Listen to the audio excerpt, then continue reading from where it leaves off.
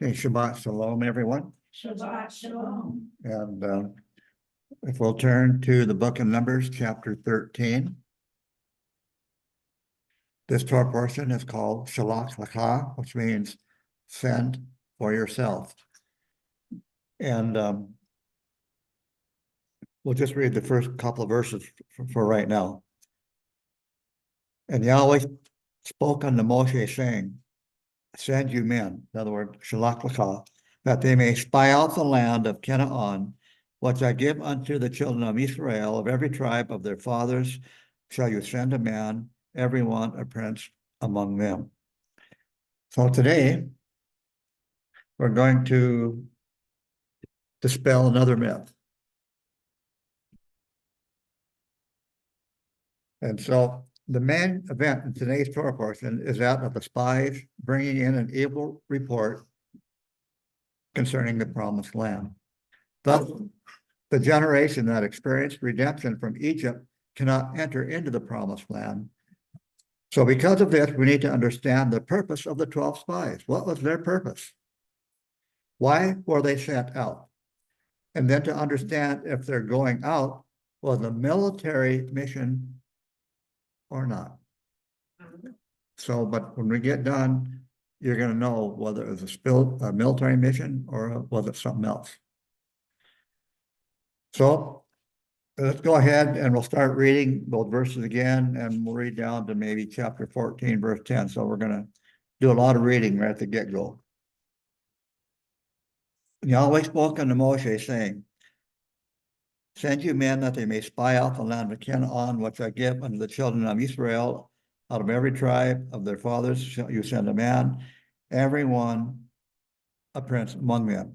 And Moshe sent them from the wilderness of Paran, according to the commandment of Yahweh, all of them men who are heads of the children of Israel.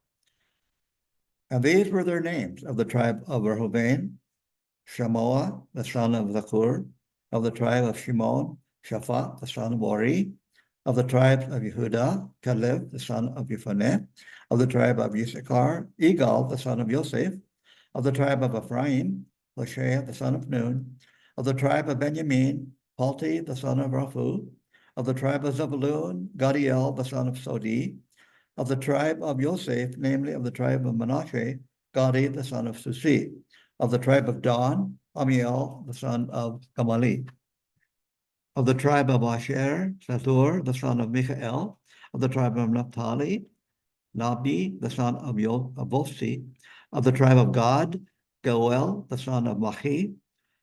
These are the names of the men that Moshe sent out to spy out the land. And Moshe called Hoshea, the son of Nun, Yehoshua. Okay, stop for a moment. What tribe is missing? The Levites.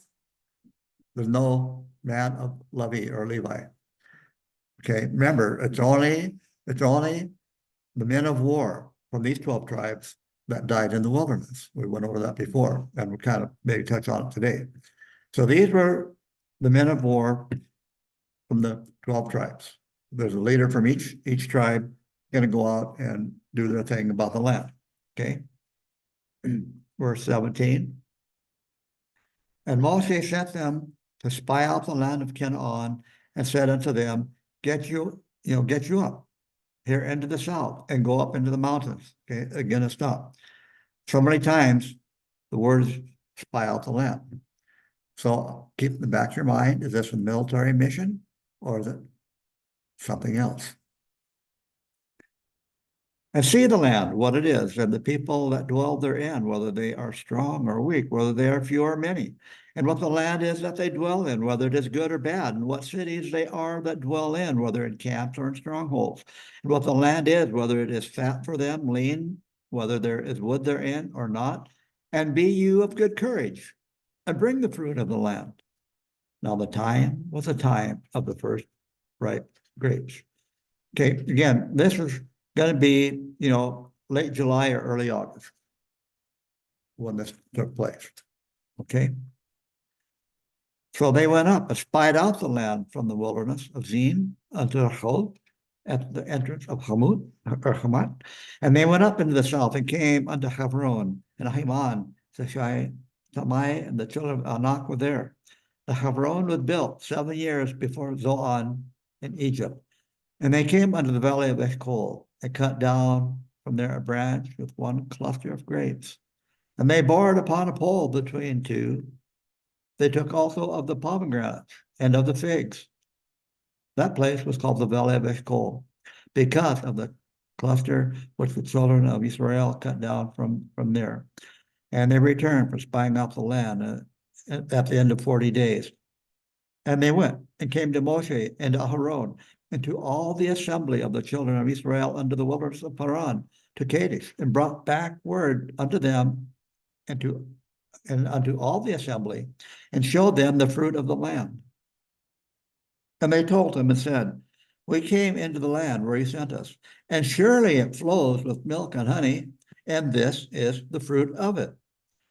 Howbeit, the people that dwell in the land are fierce. The cities are fortified, very great. Moreover, we saw the children of Enoch there.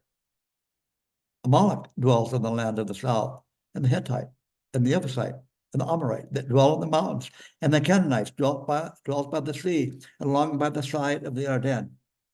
And Caleb stilled the people toward Moshe and said, we should go up at once and possess it, for we are well able to overcome it. But the man that went up with him said, we are not able to go up against the people, for they are stronger than we.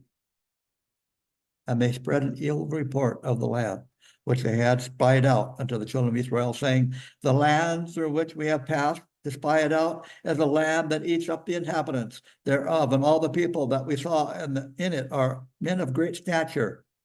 And there we saw the Nephilim, the sons of Enoch, the sons who come of the Nephilim, and we were in our own sight as grasshoppers, and so we were in their sight. And all the assembly lifted up their voice and cried, and the people wept that night. And all the children of Israel murmured against Moshe and against Aaron, and the whole assembly said unto them, would that we had died in the land of Egypt, or would we had died in the wilderness? And wherefore does Yahweh bring us into this land to fall by the sword? Our wives and our little ones will be a prey. Were it not better for us to return into Egypt? And they said one to another, let us make a captain, and let us return into Egypt. Then Moshe and Aaron fell on their faces before all the assembly of the children of Israel. And Yehoshua the son of Nun, and Caleb the son of Jephunneh, who were of them spied out the land, rent their clothes, and they spoke unto all the assembly of the children of Israel, saying, the land which we passed through to spy out is an exceedingly good land. If Yahweh delight in us, then he will bring us unto this land, and give it unto us, a land which flows with milk and honey. Only rebel not against Yahweh, neither fear you the people of the land, for they are bread for us. Their defense is moved from over them, and Yahweh is with us. Fear them not. But all the assembly bade stone them with stones, when the glory of Yahweh appeared in the tent of meeting unto all the children of Israel. Notice right off the bat is Yahweh they're rebelling against, not Moses. Yeah. But they took it out on Moses. He was visible. Okay. So, according to traditional teaching, the 12 men were sent as a military spy on a pre-strike reconnaissance mission. That's generally the common story that is told. But there is another story that resembles this one, and that is one of Yehoshua, sending 2 spies into Jericho, before attacking it. So I'll go to Joshua chapter 2. We're just going to read verse 1. You can read the rest by yourself, but Joshua 2, verse 1 will be plenty, for what we're studying for today. So, Yehoshua,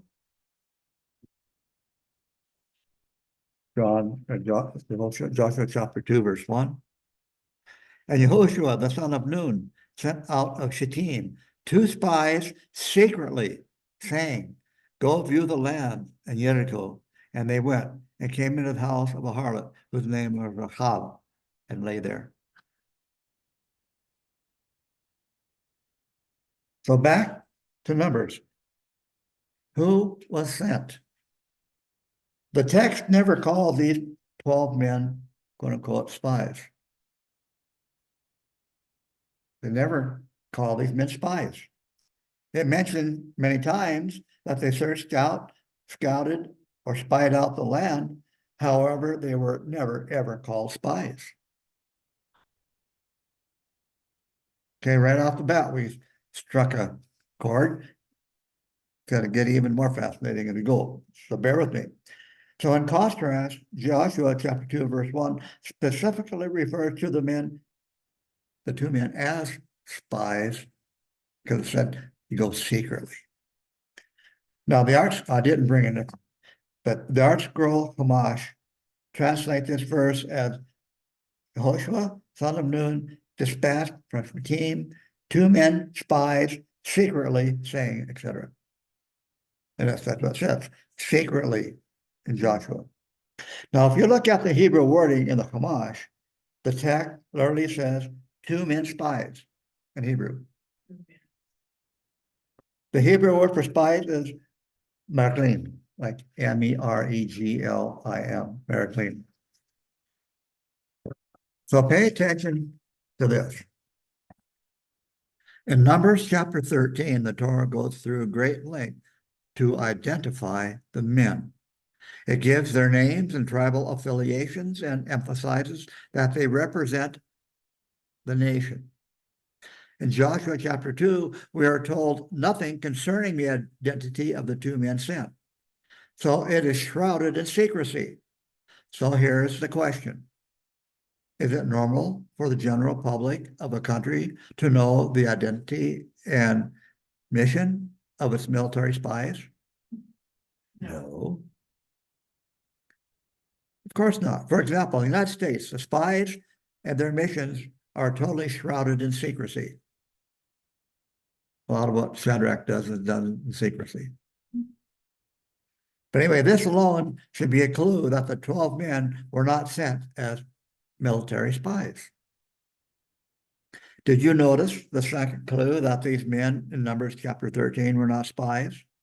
Look at the number of men in Numbers versus the number of men in Joshua chapter 2. 12 in the book of Numbers and only 2 in the book of Joshua. So then, which number of spies would be more consistent with a secret military spy mission? 2.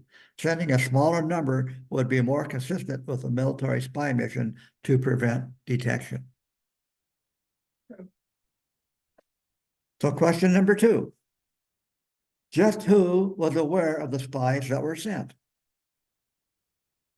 In Numbers 13 and 14, Moshe and all the congregation of Israel knew that the men were being sent. The whole nation knew they were being sent. In Joshua chapter 2, Yehoshua chapter 2, only Yehoshua knew the spies had been sent. No one else was aware, and especially not the nation.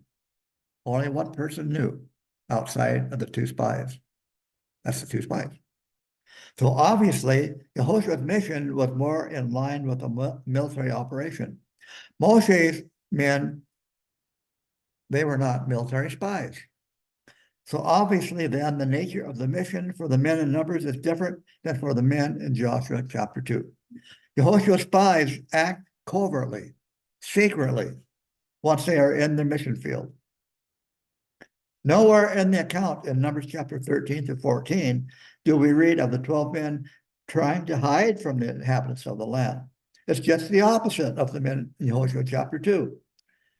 In fact, Joshua chapter 2 says that that Joshua sent them in secretly. Okay, sent them in secretly. So take a particular note. How much hiding Joshua's spies needed to do in order to avoid detection. In fact, considering how Moshe's men brought a cluster of grapes so large that it needs to be carried on a pole between two men, well, obviously they were out in the open. They weren't ducking under sagebrush, you know what I mean? Or pomegranate trees going, anybody looking? No, they weren't.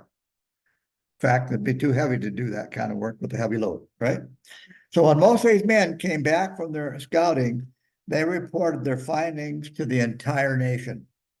Joshua's men secretly reported to Joshua alone. Yehoshua gives the men a simple military directive: search the land, especially Jericho. Moses asked the men to report on the people and the land. Okay, let's go to verse 17, Numbers 13, verse 17.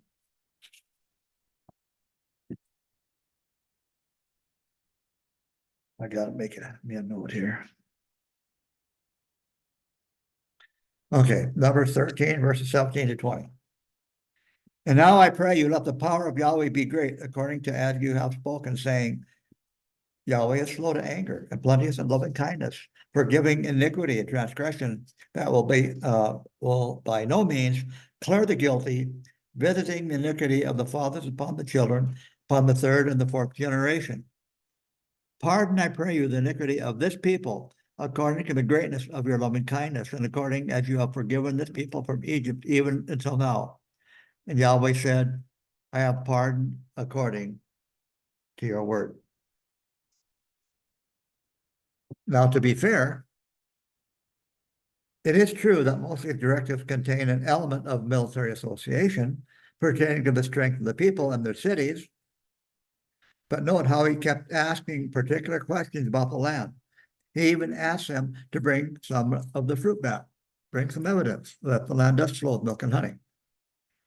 Now, just by comparing and contrasting these two stories that are clearly linked together, we have seen that the evidence suggests that Moses did not send spies out for a military reconnaissance.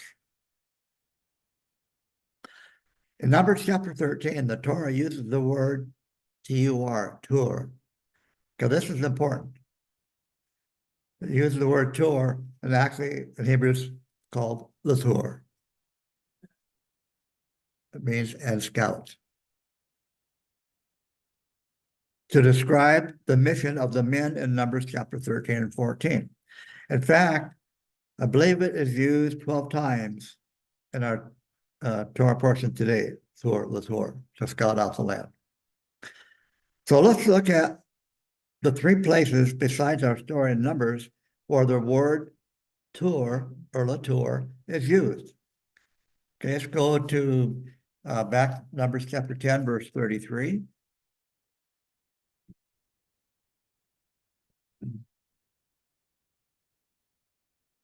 Numbers 10, verse 33. And they set forward from the mount of Yahweh 3 days' journey. And the ark of the covenant of Yahweh went before them 3 days' journey to Latur to seek out a resting place for them, Latur, to scout out. They're going to search for a place to do that.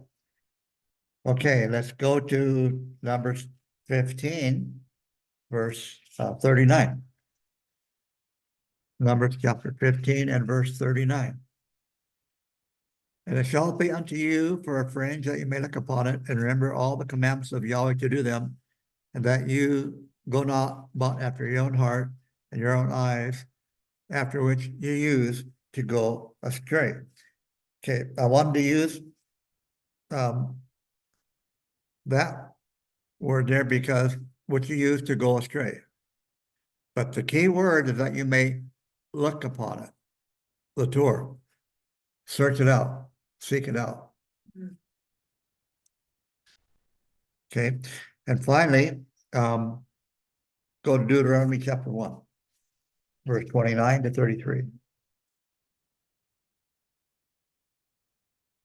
Deuteronomy 29, chapter 1, verse 29.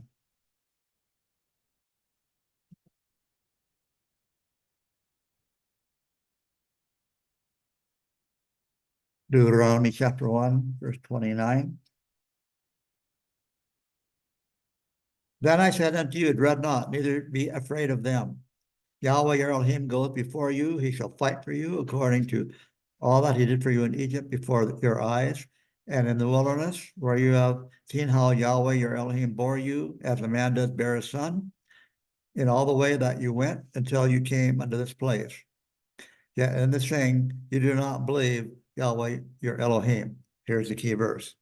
Who went before you in the way to the Torah, to search out, to find a place, to seek you out a place in which to put your tents, and fire by night to show you by the way you should go, and in the cloud by day. So it's to seek out a place. Lator.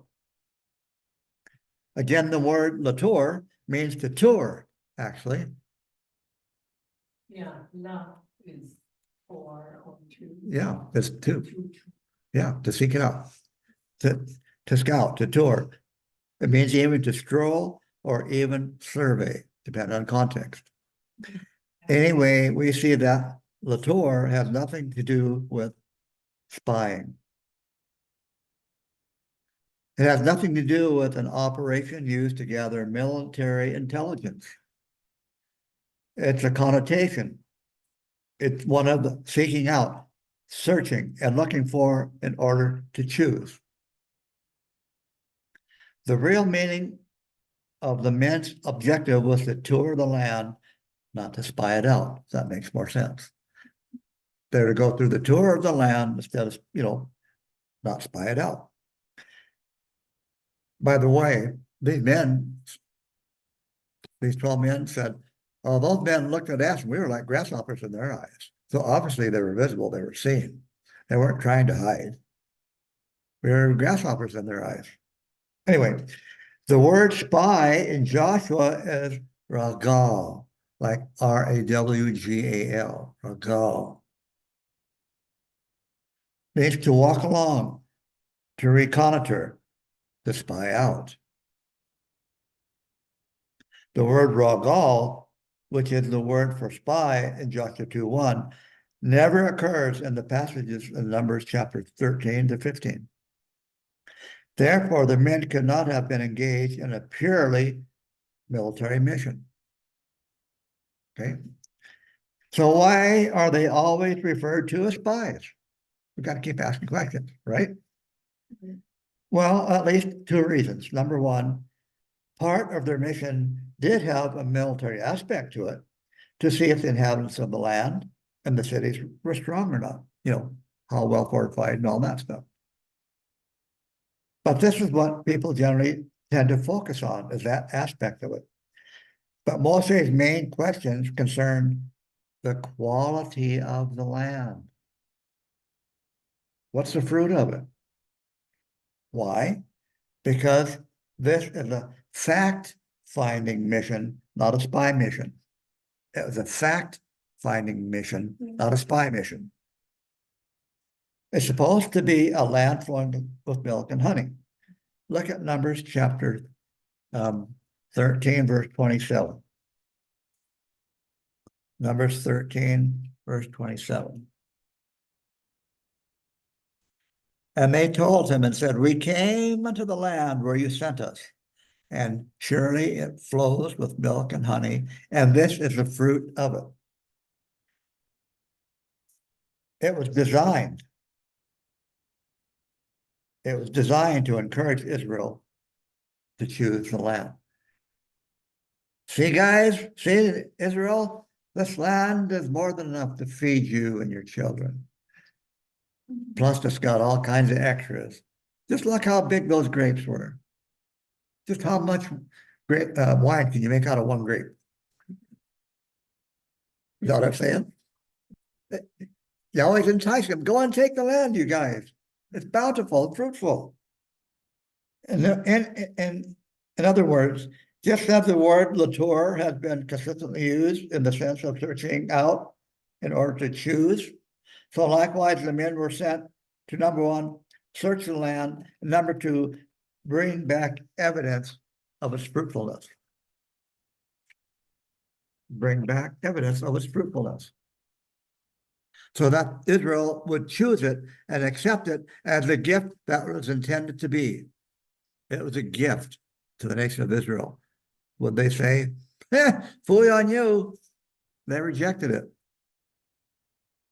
So that brings up a very important question. A logical mind would not everyone received a wonderful gift from the Creator. The Creator, Yahweh, created the whole world. And he gave out a parcel of land, milk and honey, to the nation of Israel. Why would you want to reject a gift that was given to you freely? Or he always said he would fight for you, like Caleb, Yehoshua said.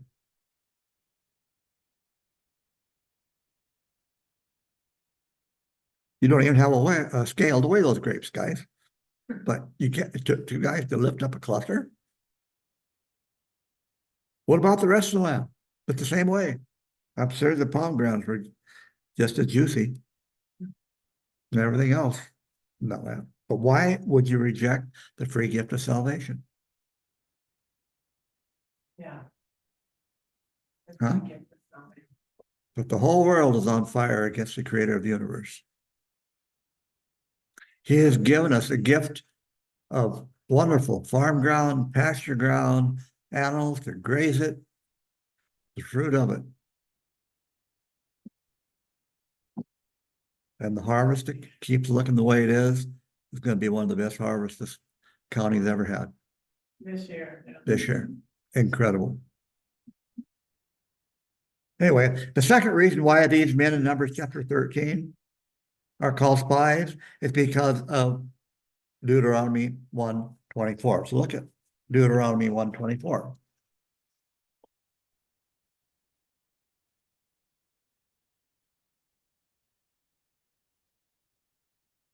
This is Moshe recounting the story of what just happened in Deuteronomy. Deuteronomy, Devarim 1:24, chapter 1, verse 24. And they turned and went up into the mountains. They came to the valley of Eshcol and spied it out.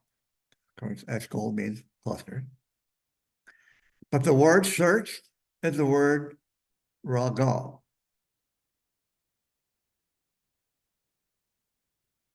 In this retelling of the story, Moshe goes and uses the term for spies. Is there a discrepancy? The word is vaya ragalu. So is there a discrepancy here? So what's the problem? We'll look at that in just a little bit. But for now, the men were sent to examine the land Yahweh was giving to them so that they could encourage the people to take the land. Of course, to their own demise, they rejected the free gift of the land. Why then did Israel reject the promised land? It was promised to them as a gift. Again, when you read Numbers chapter 11 through chapter 26, you see that Israel moves from one debacle to another. It is very noticeable that almost every event in Israel's journey is characterized by rebellion and calamity. Story after story reveals Israel's refusal to do what was necessary to actually go in and take the land. All they had to do is walk in and take it. Yahweh would do the fighting. As we see in the book of Joshua, they walked around Jericho 7 times and blew some nice ram's horns, and the city just went down it went. They didn't have to do a thing militarily. Now, so what went wrong? I'm glad you asked. Let's go back to Numbers 13, verse 27. We'll read down to verse 33. Numbers 13, 27 to 33. And they told him and said, we came into the land where you sent us, and surely it flows with milk and honey, and this is the fruit of it. Howbeit, the people that dwell in the land are fierce, and the cities are fortified and very great. And moreover, we saw the children of Enoch there. Amalek dwells in the land of the south, and the Hittite, and the Jebusite, and Amorite dwell in the mountains. The Canaanites dwell by the sea, and along by the side of the Jordan. And Caleb stilled the people toward Moshe and said, we should go up at once and possess it, for we are well able to overcome it. But the man that went up with him said, We're not able to go up against those people, for they are stronger than we. And they spread an evil report of the lands which they had spied out to the children of Israel, saying, the land through which we have passed by and spied out is a land that eats up the inhabitants thereof, and all the people that we saw in it are men of great stature. And there we saw the Nephilim. You remember Noah? There we saw the Nephilim, sons of Enoch, who come of the Nephilim, and we were in our own sight as grasshoppers, and so we were in their sight.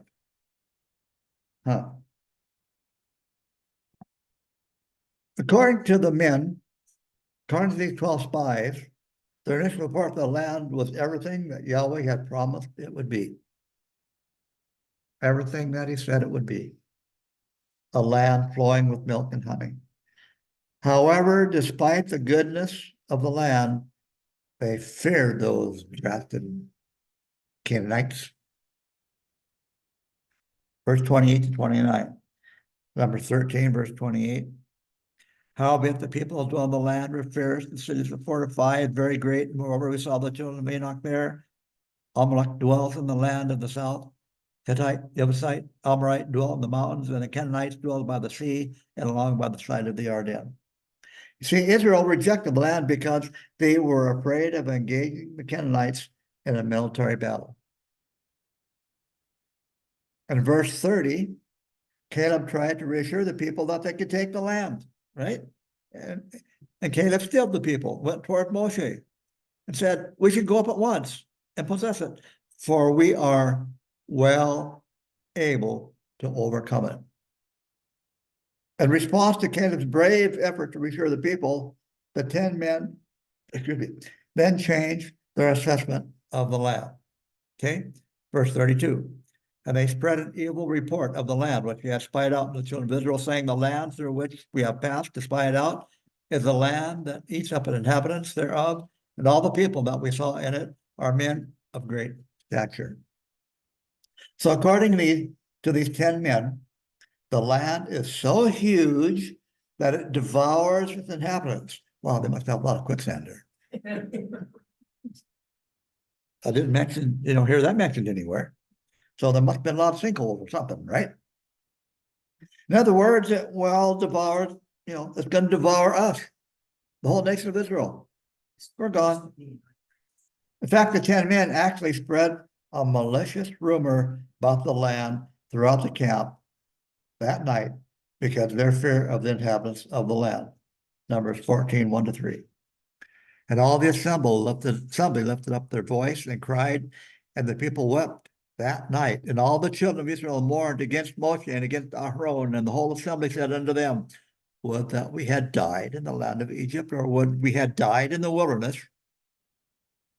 And wherefore did Yahweh bring us into this land to fall by the sword? Our wives and our little ones will be a prey. Were it not better for us to return into Egypt? Brethren, the propaganda war was lost. Yeah. Or won. Depends how you want to look at it. 2 people tell the truth. 10 men spread rumors, propaganda, and the propagandists won. No different in Israel today.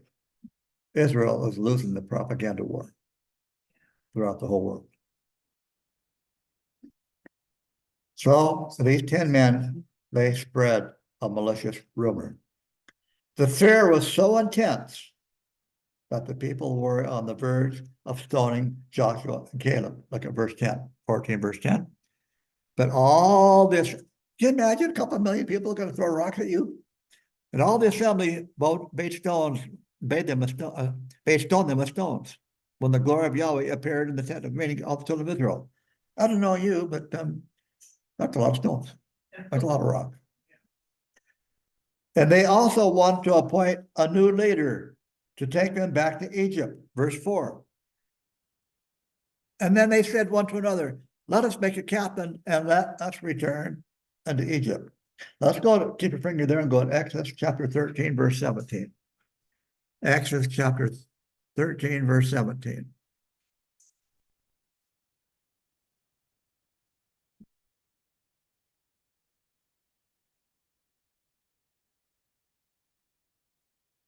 Exodus 13, verse 17.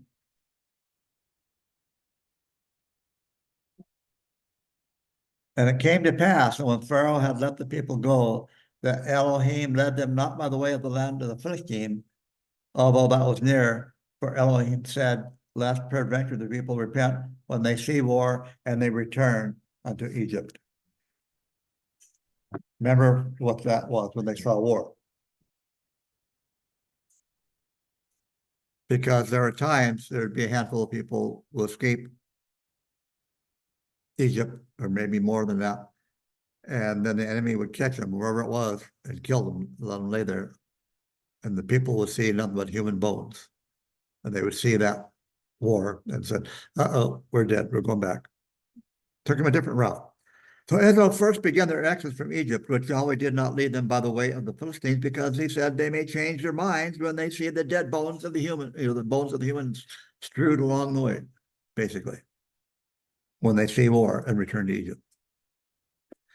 Now we can see the answers to the question, why did they reject the land, beginning in Numbers chapter 11, verse 1. Israel began to openly manifest a bad attitude. They feared war. If you will recall, when Israel actually began journeying to the land, they also began to complain openly. We also saw that these complaints were without a real cause, for they sought a pretext for drawing away from Yahweh. There's no difference than today. If you need an excuse to draw away from the creator of the universe, any excuse will do. Yeah. Don't take much one.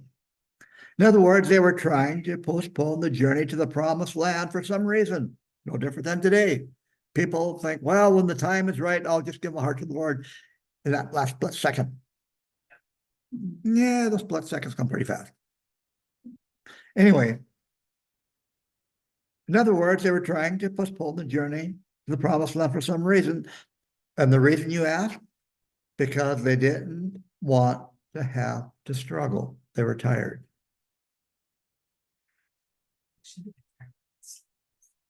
I mean, who likes to struggle? Listen, folks, as long as Yahweh fed them, protected them, and took care of them, they were okay. But now they're going to have to fight and struggle. Now, they're going to have to fight for the land, even though they're not going to have to do much. All they're going to do is walk in, make the presence known. Yahweh's going to do the fighting, but yet they got to make a little bit of effort now. They're not little babies anymore in the crib. They're supposed to be adults now. They received the 10 commandments and all the commandments and this and that and the other thing. They're supposed to be, quote unquote, adults. But they didn't want to do that. They want to return to Egypt. So the bottom line is there is no victory without a fight. And their fighting was going to be easy. They had a bunch of 10-year-olds in there and they had won. You know what I'm saying? You can't have victory without a fight. However, the very core issue here is not that they fear war. The root issue is that they do not trust Yahweh's faithfulness to cause their enemies to flee before them as they go into battle. See, the water didn't part until someone stepped their foot in it. Know what I'm saying? Now we can resolve the discrepancy in Moses' retelling, Deuteronomy 124, of the incident with the spies.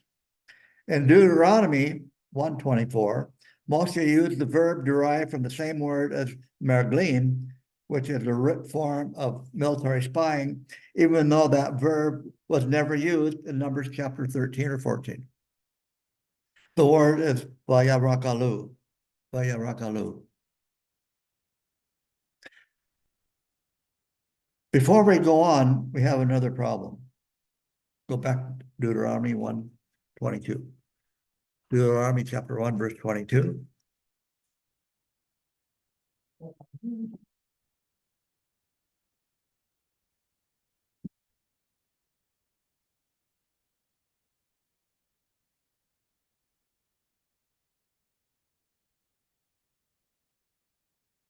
Deuteronomy 1:22.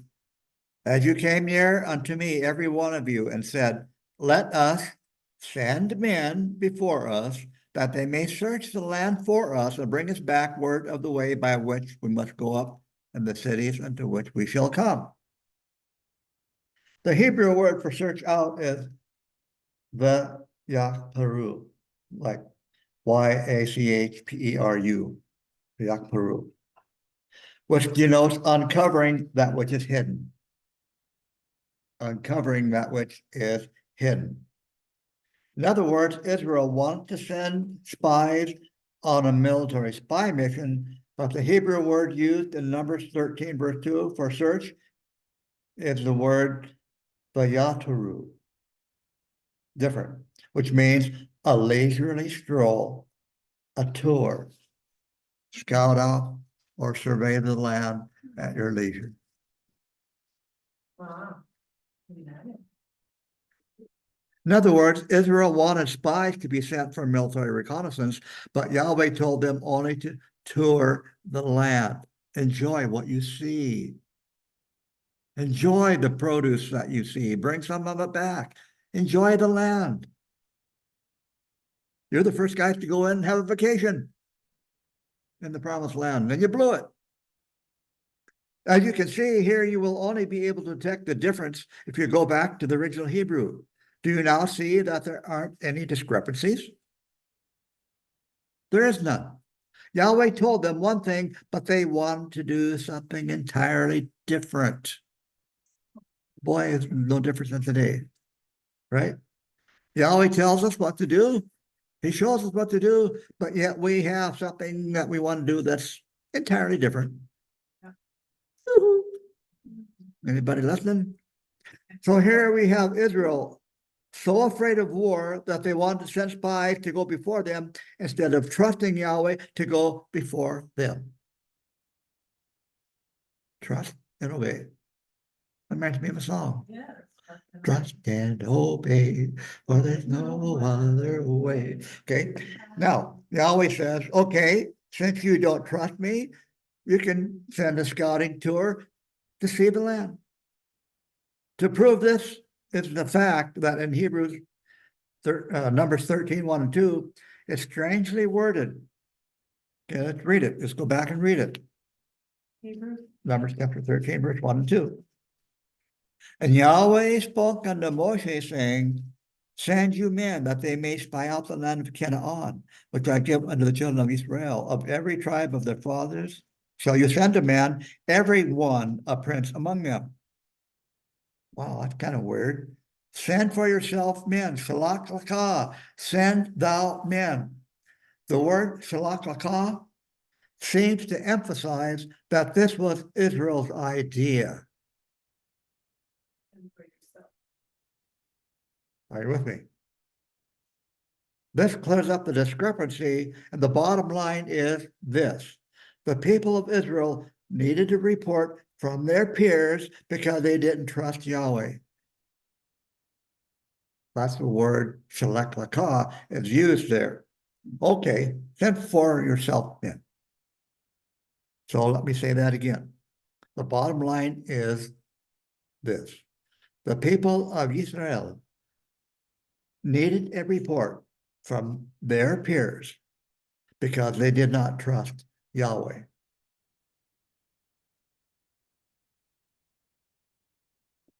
Numbers 14, verse 26.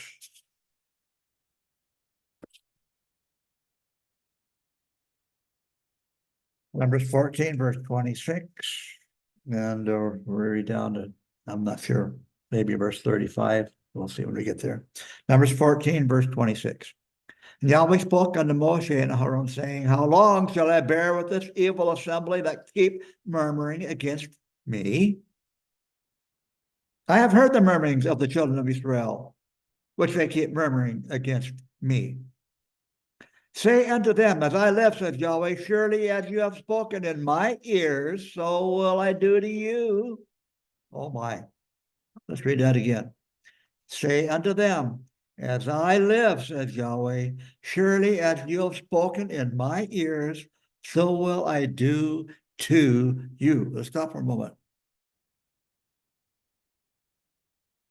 It's amazing how these Torah portions, no matter how time they teach it and come out in a different angle, always is right on target for the message of today. Here we have the debate between two presidents. Joe Biden is against Israel in so many ways. After that debate, what happened? His own party turned on him. As you do unto me, I will do it unto you. So there's payback right now against Joe Biden, just on that one aspect alone. If we had time, I'd give you a whole lot of other things, but we don't. So here we see that whatever Joe Biden is doing to Israel, Yahweh is doing unto him. So let's read that verse again. Say unto them, as I live, says Yahweh, surely as you have spoken in my ears, so will I do unto you. Keep reading. Your carcasses shall fall in the wilderness, all that were numbered of you according to your whole number from 20 years old and upward, that you have remembered against me. Let's stop for a moment. Tribe of Levi was not numbered of the spies, Right. only 12, one from each tribe of the men of war. And it said before, the tribe of Levi made it into the promised land, save Miriam, Aaron, and Moshe, and all these some others. But basically, the whole tribe of Levi made it in. And we can prove that, what we've done before, where Aaron's son, Eleazar, he died at the end of the book, Joshua. He was in that land. But let's look at something else, just to prove a real quick point. Your carcass shall fall in this wilderness, all that were numbered of you, according to your whole number, from 20 years old and upward, that you have remembered against me. So there was no Levites in this 20 years old, because they were numbered several months old. So let's look at Joshua chapter 5 and verse 9. Joshua 5. We're not going to give a whole expose on this, but we're just going to look at a couple verses. Joshua chapter 5, verse 4.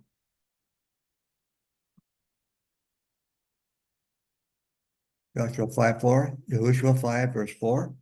And this is the cause why Yahushua did circumcise all the people that came forth out of Egypt that were males.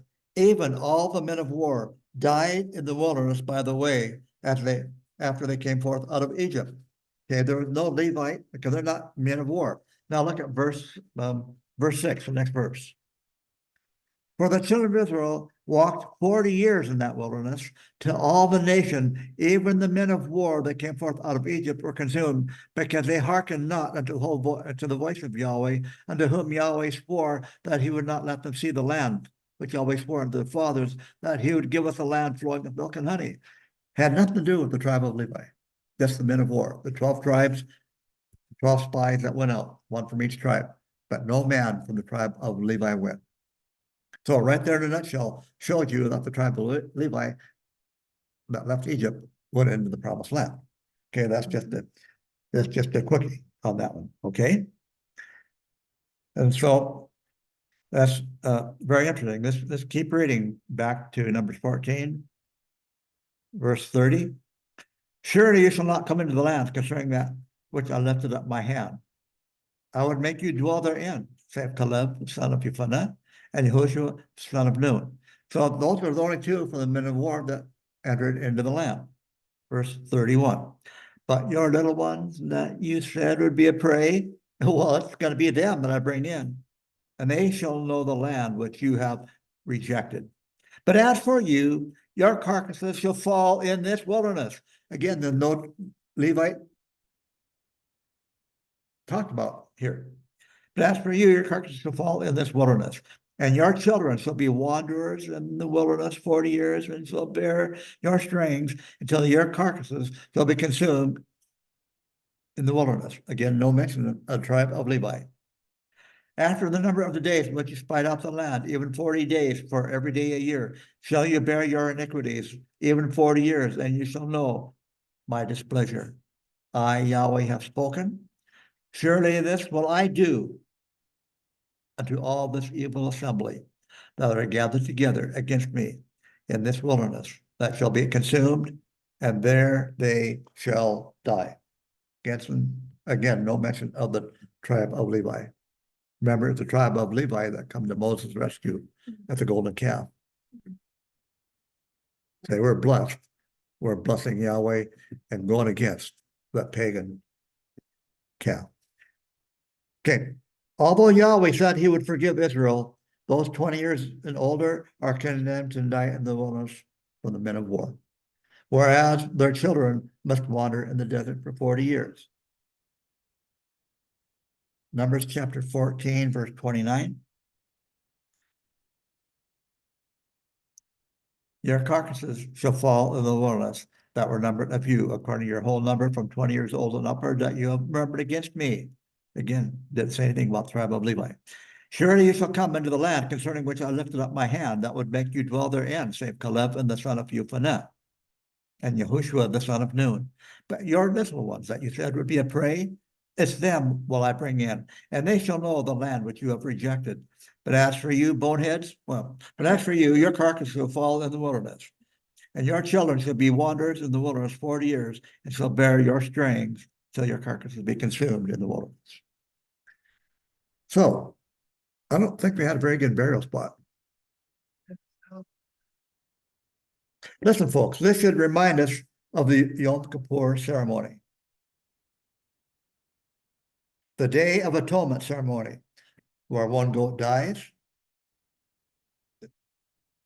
which is equivalent to those above the age of 20, and one was sent into the desert to bear the guilt, the children who had wandered in the wilderness. And one goat was let loose in the wilderness, remember?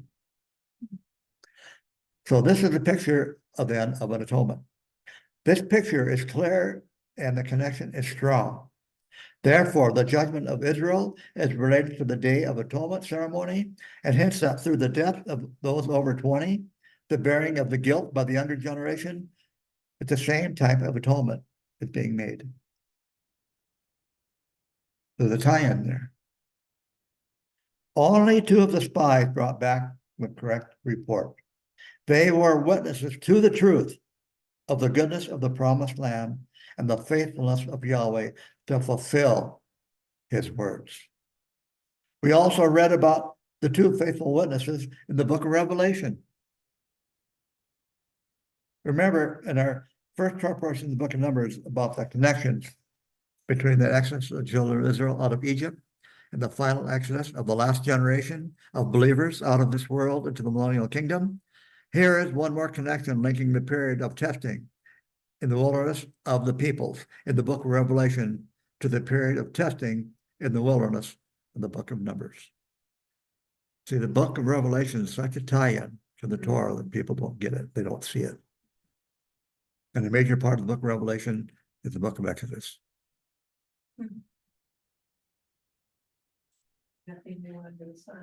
One of the jobs of a Torah teacher is to show how relevant the Torah is for today's generation and the last generation. Hang on just a second. I don't know if I'm going to do this. Sandy, you want to come read this? We're getting a notification to admit.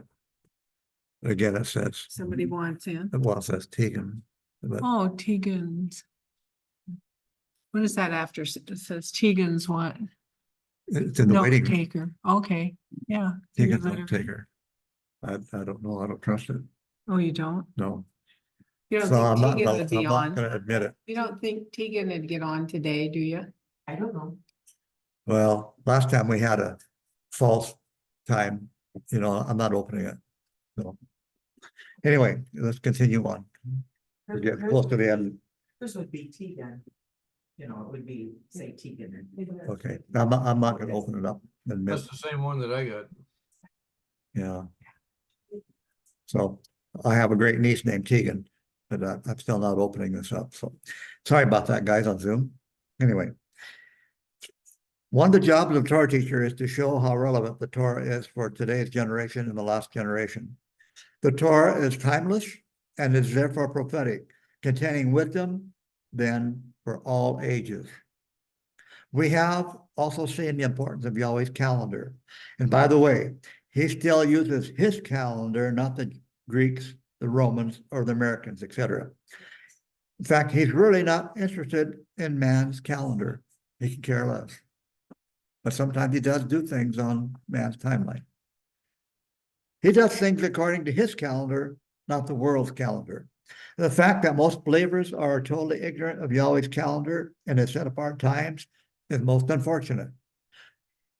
Remember that the stories in the Torah are actually prophetic acts and experiences of future generations, that Yahweh does everything according to his calendar. So I think with that, I'm going to stop. I got probably another half hour here, but I need to take a break. So I think we'll stop here and let's go ahead and pray. Abba, Father, we just thank you for your word, and just the simple things make such a big difference in understanding one word compared to another, whether it's a spying mission, a military reconnaissance, or it's a thing to go and check out the land to see how wonderful it is, to encourage the people to go in because Yahweh promised this wonderful land. So, Father, today we just come before you and thank you, Father, for helping us connect the dots. And so, Father, right now, I continue to ask, Father, you bless the people, ask that you meet their needs and give them the desires of their heart. In Yeshua's name I pray. Amen and amen. Father, bless you all. May he bless you. And we'll come back at 4:30 for the Revelation teaching. It's 3:00 now, shortly after. And so I'm going to end this and we'll see y'all a little bit later. All right, see you soon. Okay.